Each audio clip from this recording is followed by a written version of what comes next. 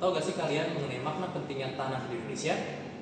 Di Indonesia, tanah itu bukan sekedar properti loh, tapi merupakan tumpuan ekonomi, sumber kehidupan, dan bahkan amanat konstitusi.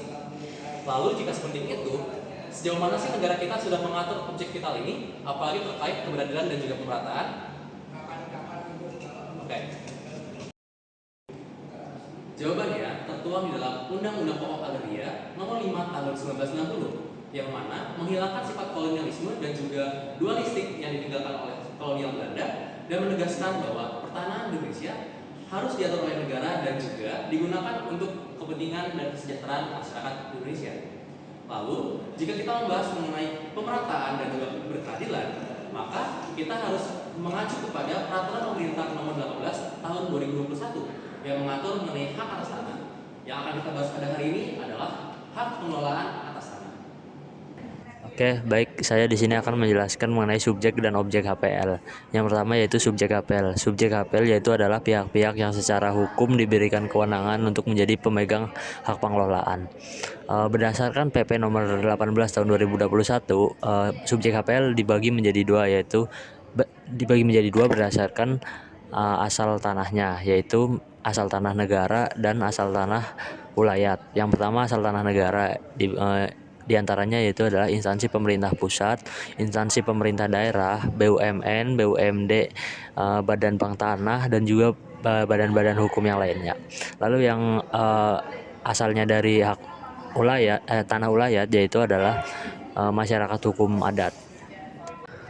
Oke, yang kedua yaitu adalah objek HPL. Objek HPL yaitu adalah suatu tanah atau ruang yang dapat diberikan hak pengelolaan di atasnya. Objek utama HPL yaitu adalah tanah negara dan tanah ulayat. Lalu selain itu HPL juga dapat diberikan untuk ruang atas tanah dan ruang bawah tanah, baik yang di atas maupun di bawah tanah HPL yang sudah ada, serta pulau-pulau kecil. Pemegang hak pengelolaan tanah memiliki hak menguasai negara yang kewenangannya atau sebagian kewenangannya diberikan kepadanya. Nah, isi dari hak ini yaitu memanfaatkan atau menggunakan tanah negara atau tanah ulayat sesuai dengan keputusan resmi dari negara. Nah, wewenangnya hak pengelolaan sendiri yaitu menyusun rencana pencatatan tanah tersebut, lalu menggunakan dan atau memanfaatkan hak pengelolaan atas tanahnya sendiri. Lalu yang ketiga yaitu menentukan tarif atau membayar tarif atau uang pokok tahunan atas tanah tersebut. Nah, hak ini menjadi dasar sebagai hak pengelolaan itu ditentukan secara lebih resmi atau lebih secara formal. Oke, jangka waktu hak pengelolaan. Nah, hak pengelolaan sendiri itu nggak diatur secara khusus dalam Undang-Undang Pokok Agraria, Undang-Undang Cipta Kerja atau PP yang mengaturnya. Nah, jangka waktu pengelolaan sendiri itu tidak terbatas, tidak seperti HGB ataupun HGU yang memang telah diatur 25 atau 30 tahun dengan perpanjangan tertentu. Namun, walaupun tidak diatur secara khusus, HPL ini memiliki batas waktu sesuai perizinan dan perencanaan tata ruangnya sendiri. Dan jika masa berlaku sendiri sudah habis, maka bisa dilakukan perpanjangan ataupun pergantian hak. Perpanjangan sendiri itu memperpanjang hak pengelolaan dari yang sudah ada. Sementara pergantian hak itu kalau kita mau mengganti hak pengelolaan sendiri dari yang ada dan terhapus menjadi yang baru. Nah, lalu yang kedua ada berakhir hak pengelolaan. Hak pengelolaan berakhir dengan dicabut izin oleh pemerintah, itu karena hak pengelolaannya itu tidak melaksanakan kewajiban sesuai yang diatur ataupun melanggar kewajibannya atau untuk kepentingan umum. Yang kedua, hak pengelolaan itu dikembalikan secara sukarela oleh pengelola kepada negara.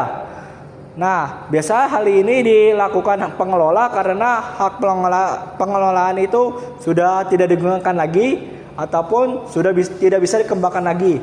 Yang ketiga ada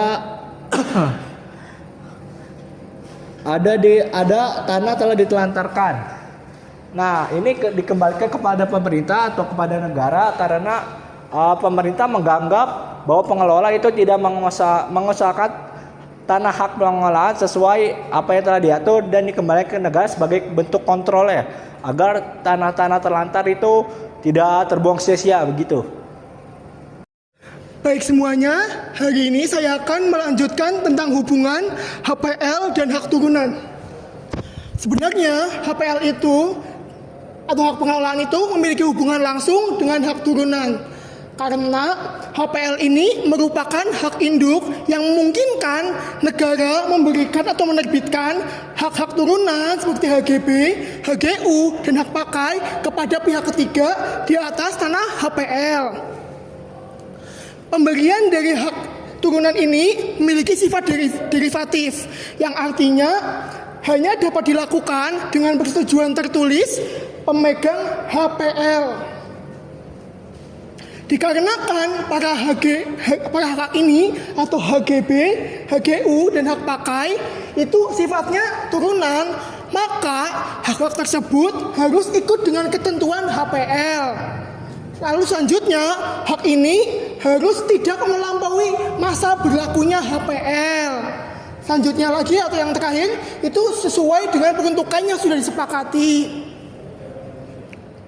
Ini adalah contohnya. Baik, akan saya jelaskan. Pertama itu adalah BUMN. Ada BUMN yang di sini itu sebagai pemegang dari HPL. Lalu juga ada pihak swasta, di mana BUMN ini memberikan HGB kepada pihak swasta untuk membangun pabrik. Nah, karena sudah di ACC sudah ada persetujuan dengan BUMN, lalu HGB-nya itu diterbitkan melalui BPN sesuai dengan jangka waktu, tapi tunduk dengan HPL. Yang terakhir, yaitu ketika si HPL ini berakhir, batal, atau dicabut, maka seluruh hak-hak turunan, baik HGB, HGU maupun hak pakai, menjadi berakhir. Sekian dari saya, terima kasih. Baik saudara, selanjutnya adalah fungsi HPL atau hak pengelolaan. Hak pengelolaan memiliki fungsi yang sangat strategis, apalagi dalam hal pembangunan, yang mana HPL memberikan wewenang terhadap negara dan juga pihak atau badan pengelola untuk dapat mengatur, merencanakan, dan juga mengendalikan pemanfaatan tanah yang terarah. Nah, dengan HPL, pemerintah dapat memberikan izin kepada pihak ketiga dan untuk dapat mengimplementasikan skema, yaitu seperti hak guna bangunan dan juga hak pakai, yang mana hal itu diperuntukkan untuk kesesuaian dengan tata ruang dan juga kepentingan publik. Kemudian adalah signifikasi HPL terhadap pembangunan. Terfokus pada 2 poin, yaitu pengembangan dan pertumbuhan ekonomi. HPL memberikan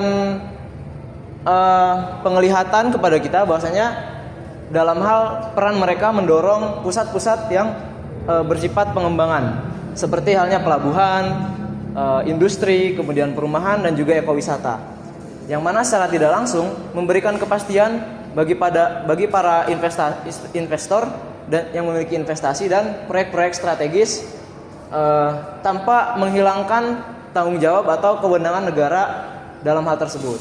Nah, dengan HPL secara tidak langsung juga meminimalisir adanya persengketaan tanah, yang mana memastikan bahwasanya aset negara itu diperuntukkan untuk 2 poin utama ini, yaitu pengembangan sumber daya dan juga pertumbuhan ekonomi secara berkelanjutan.